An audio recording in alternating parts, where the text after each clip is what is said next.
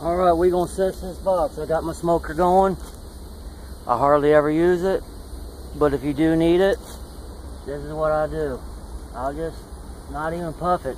It's giving off a pretty good amount of smoke.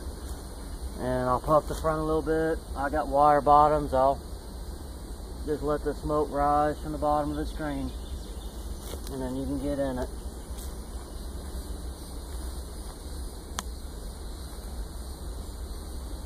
So let's see what we got to do, if anything. This is managing your beehives. If you don't manage your beehives, they will swarm on you.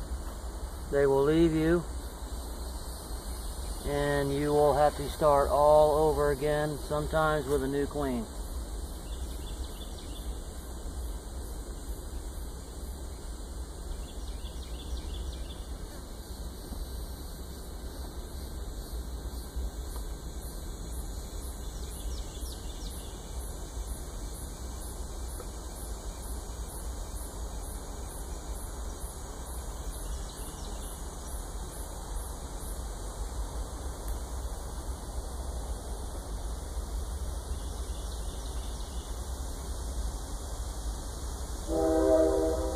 No food in this frame.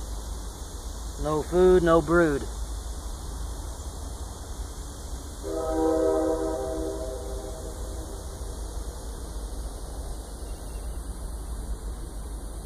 Gotta move the smoke. It's choking me out.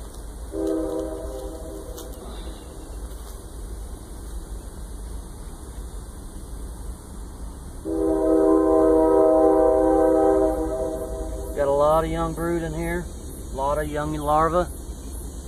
Got some cat brood here. A little bit of food on the edges.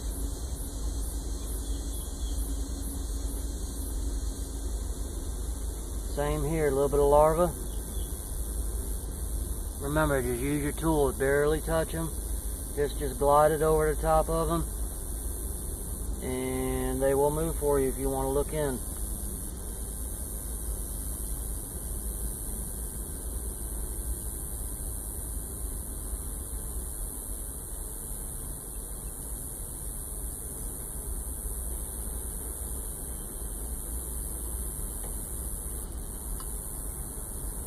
I haven't spotted the queen yet, but you can see that slap full of brood. There's a young queen here.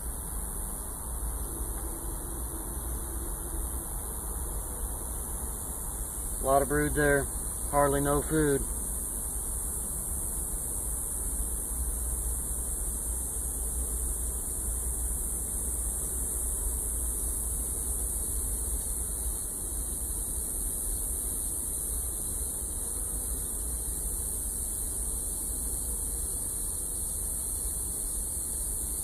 This is a drone foundation. You see where I wrote drone? You can buy straight beeswax foundation, not plastic cell. That has bigger cells. When they pull it out, she will actually lay in an unfertilized egg to make your yard full of drones. And you need drones to raise queens.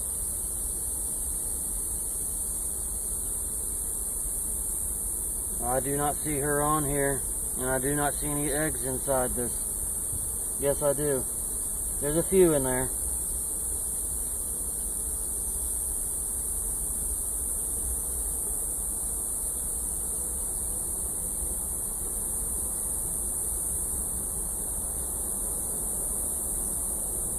All cat brood and young larvae. So far, I have not found the queen.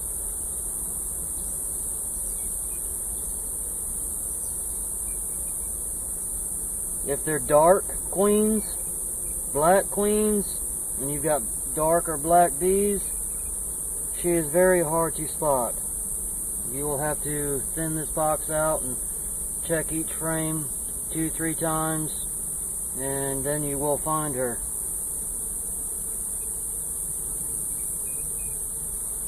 She must be running from me. If I start here, she'll keep right on moving until I get down to the last one just about. She'll hide from you.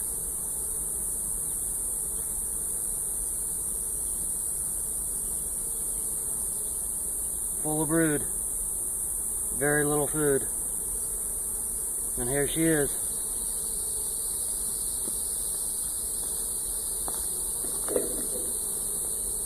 Right there.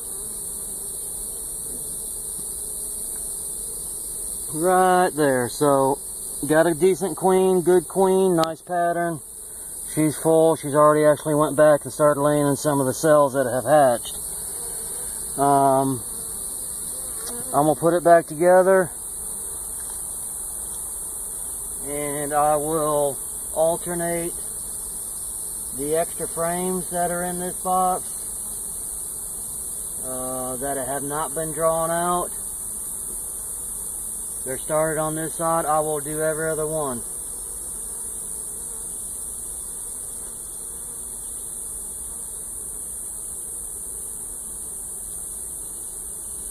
Just by putting the same frames back in, you're actually giving her 50% more, 40 or 50% more room by just separating the brood chamber and adding an extra good frame to it. Draw it out cone would work, brand new foundation will work. If you use plastic foundation, plastic cell, make sure you paint it with beeswax. Put a little bit of Honey Bee Healthy in your melted beeswax, and add a little bit of corn syrup, which my corn syrup was pre-made. I've already added water to it. I've already added Honey Bee Healthy to my corn syrup. So I actually add a little bit of corn syrup to my melted beeswax.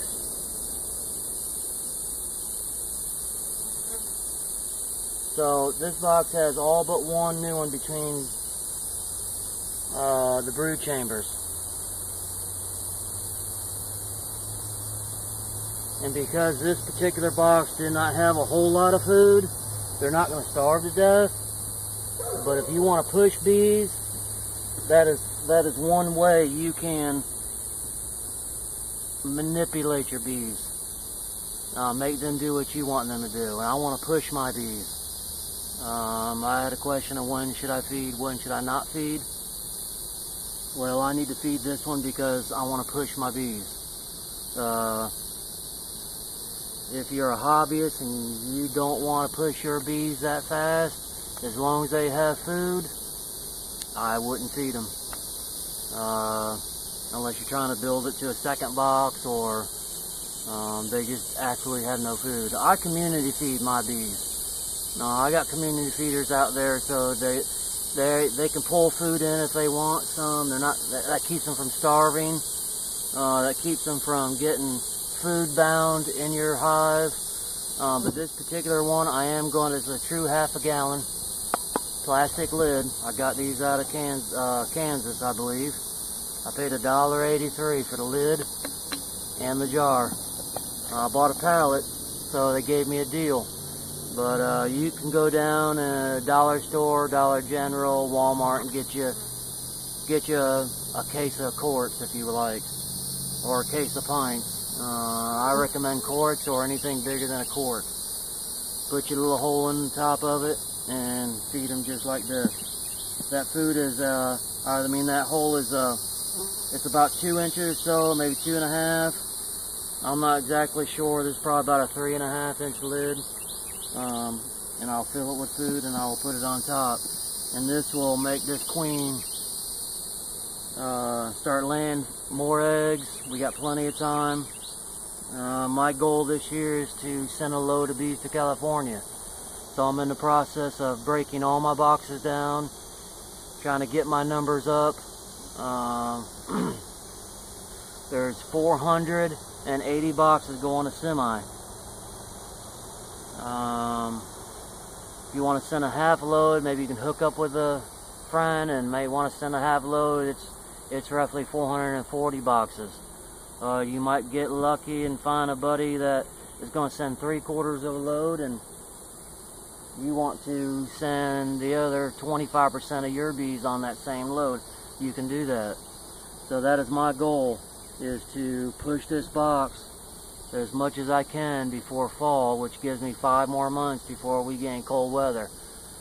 So I'm gonna go get some food, feed this particular box, and that should tell you when to feed and when not to feed.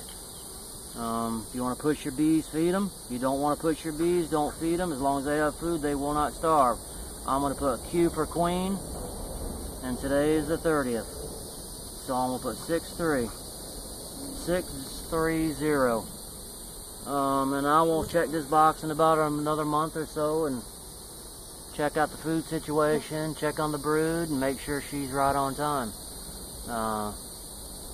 Alright, well, on to the next box. Y'all have a good weekend.